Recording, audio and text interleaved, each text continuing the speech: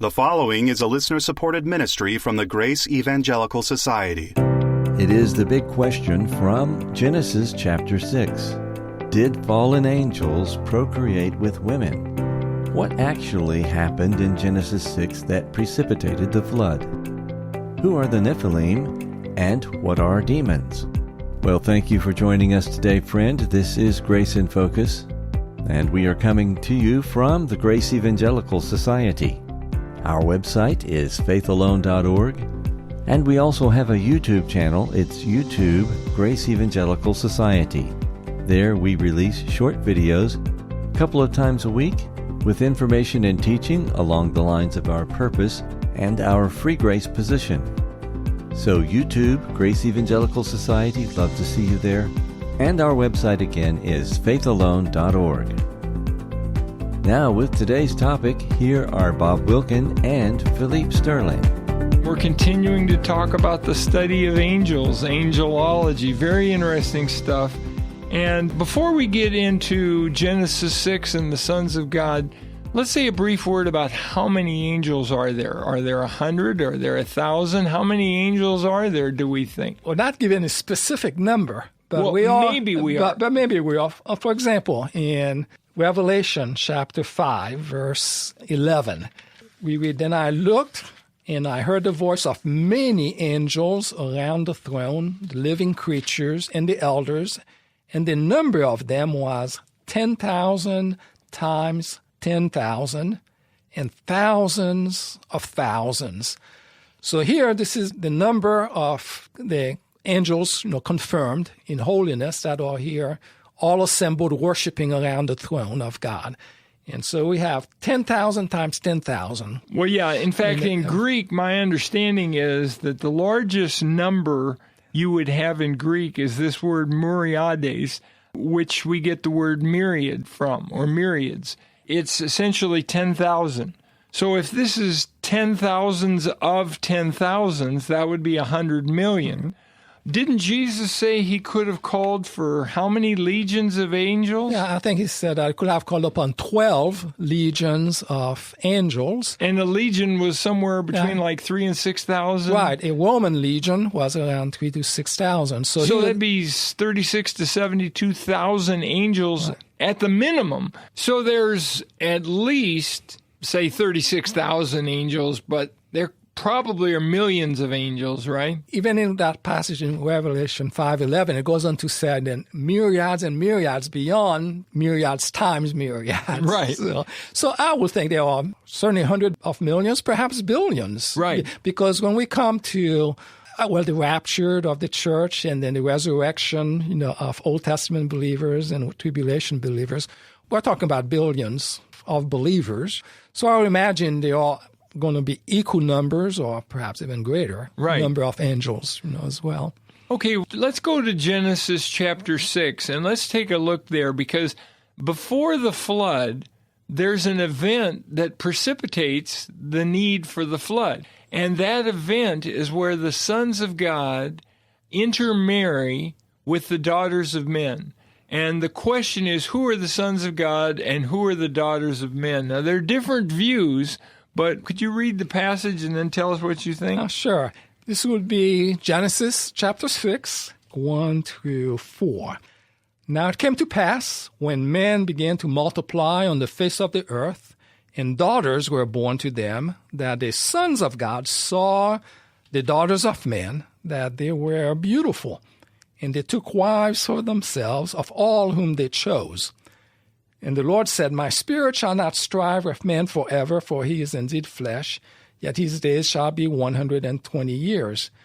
There were giants on the earth in those days, and also afterward, when the sons of God came in to the daughters of men, and they bore children to them. Those were the mighty men who were of old, men of renown."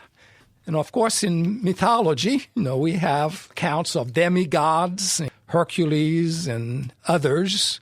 Even now, there's this fascination of super beings that we have, whether it's Superman coming from the planet of Krypton, or whether it's or the Avengers, Spider-Man, Batman, werewolves, the vampires, the Thor, and the whole Thor series, Yes. and that's Norse mythology, and you've got Greek mythology, but all of that may have some sort of original basis in fact. Yes, and connection of somehow interaction between gods and people and having progenies, with that.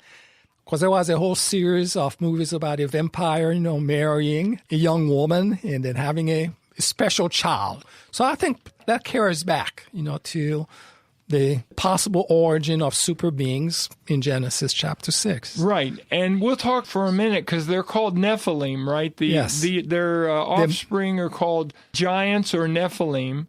And we're going to talk about that more in a minute. But let's look at 2 Peter chapter 2.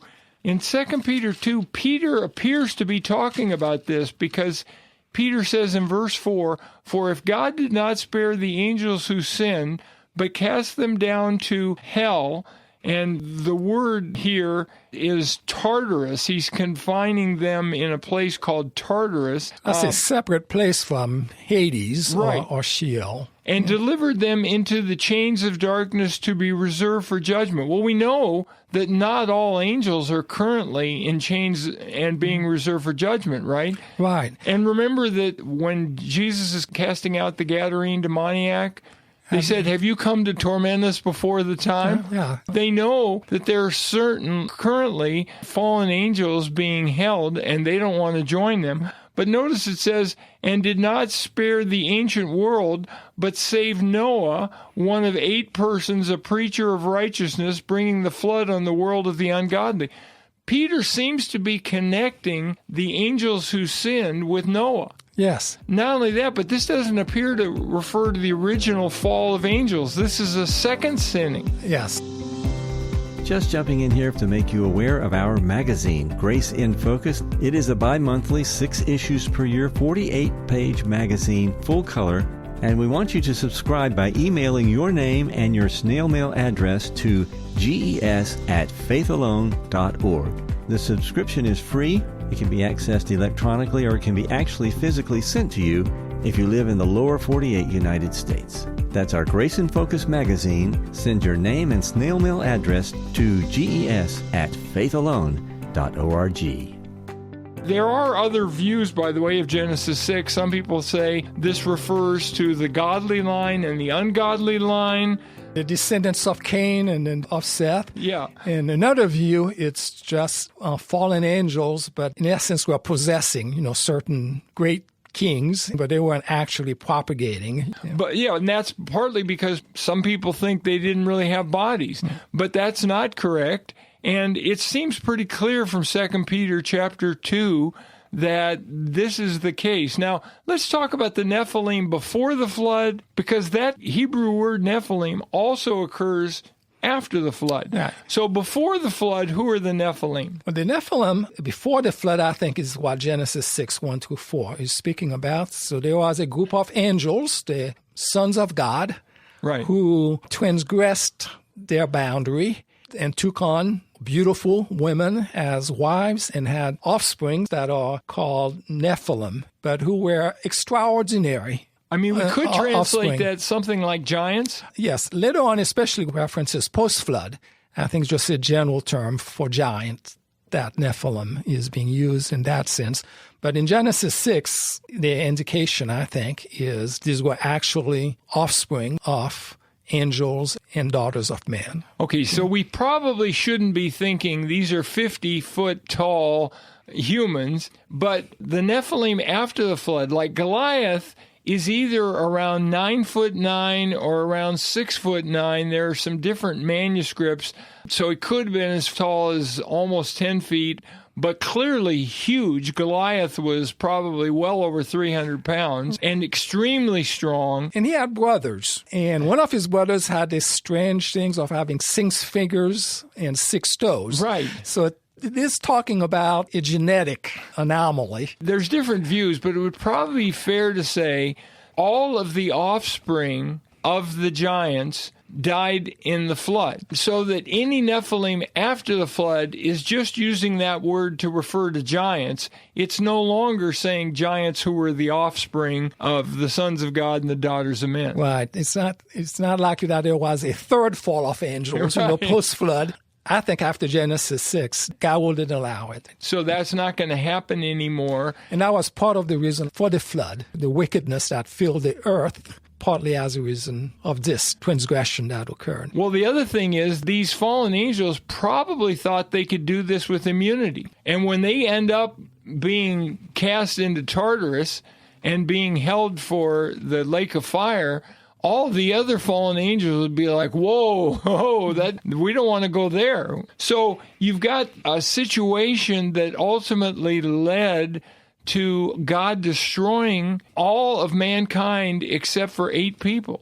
And all the animals except for the animals that were on the ark are the ones that could survive in the water. Yes. That brings up the matter then of that category of demons that are spoken of. Okay, so we're going to get on this more in the next episode, but what then are demons? Some people say demons are just another name for fallen angels, but isn't it possible that the demons are the offspring, they're the Nephilim, the offspring of fallen angels and women who died in the flood and are now disembodied spirits? Yes, that is one view, and I think it can be supported. Several accounts that we have of demons in the Gospel, certainly in their interaction with Jesus and with the apostles. And, when it talks about they're in waterless places, but they're seeking embodiment. Okay, now you're whetting my appetite with the waterless places. And they're seeking bodies to possess and things. So next time we'll talk more about demons and this whole question. Ultimately, this is part of the world that God has created. Now, He didn't want the angels to fall, but in our current existence, they're part of our world. Of course, once we're on the new earth, the fallen angels will be removed to the lake of fire, and we're not going to have any interaction with them. But for now, we fight against forces of darkness. Right. In Ephesians 6, our struggle is not against flesh and blood, but against the powers and the principalities and the rulers in high places. All right, well, very good. And in the meantime, let's all keep grace in focus. We would love to know where you are when you are listening to us. Please take a short minute to send us the call letters of this station and the city where you are listening and how many times a week you listen. Thank you. You will be helping us with our stewardship. Send it to radio@faithalone.org. That's radio@faithalone.org. We are so thankful for our financial partners who keep us on the air. Every gift is tax deductible and very much appreciated.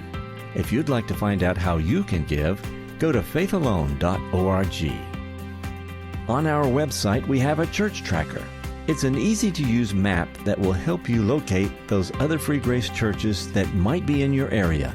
So come visit us at the website and take advantage of our free church tracker. It's at faithalone.org. That's faithalone.org. Thank you so much for joining us this week. On our next episode, we continue our Angel series. We hope you have a great weekend, fellowship with other believers in a Bible teaching church, and let's keep grace in focus. The proceeding has been a listener-supported ministry from the Grace Evangelical Society.